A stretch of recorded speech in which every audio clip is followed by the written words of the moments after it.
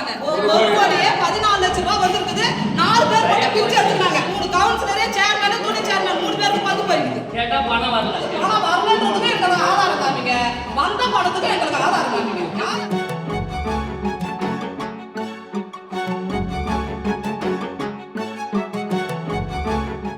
வீரபாண்டி ஒன்றிய கவுன்சிலராக இருக்கிறேன். பேர் ரேவதி.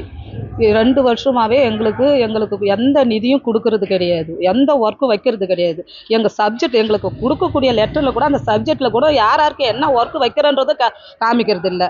கேட்டால் ஃபண்டு இல்லை, பணம் இல்லை, செஞ்ச வேலைக்கும் பில்லு கிடையாது. அப்போ எங்களுக்குன்னு ஒரு கவுன்சிலருக்கு ஒரு நிதியை ஒதுக்கிட்டு தான் ஒரு வேலை கொடுக்குறாங்க. அந்த வேலையை செஞ்சுட்டு பணம் எடுக்க வந்தாலும் பணம் இல்லைன்னு சொல்லிடுறாங்க. இந்த பணம் எங்கே போகுது? மேக்சிமம் போன வாரம் கூட 1 கோடியே 14 லட்ச ரூபா வந்திருக்கு. ஆனால் அந்த போன தடவை எந்த திமுக கவுன்சிலர் கேள்வி கேட்டாங்களோ அவங்களுக்கு மட்டும் அந்த 5 பேர் அந்த பணத்தை பிரித்து எடுத்துக்கினாங்க.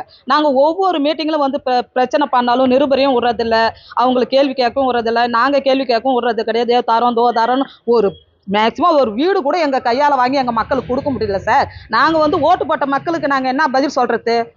ஒவ்வொருத்தரும் கேள்வி கேட்குறாங்க எங்களை. இது வரைக்கும் எந்த வேலையும் எங்களால் ஒரு சின்ன வேலை கூட மக்களுக்காக என்னால் செய்ய முடியல. அதுவும் நான் அதிமுக கவுன்சிலர்ன்றதுனால சுத்தமாகவே கொடுக்குறதில்ல.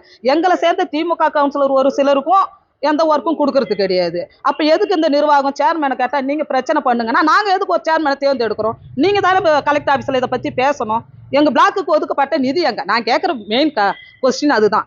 எங்களுக்கு பணம் வரலன்றதுக்கும் ஆதாரம் வேணும், பணம் வந்ததுன்றதுக்கும் எங்களுக்கு ஆதாரம் வேணும்.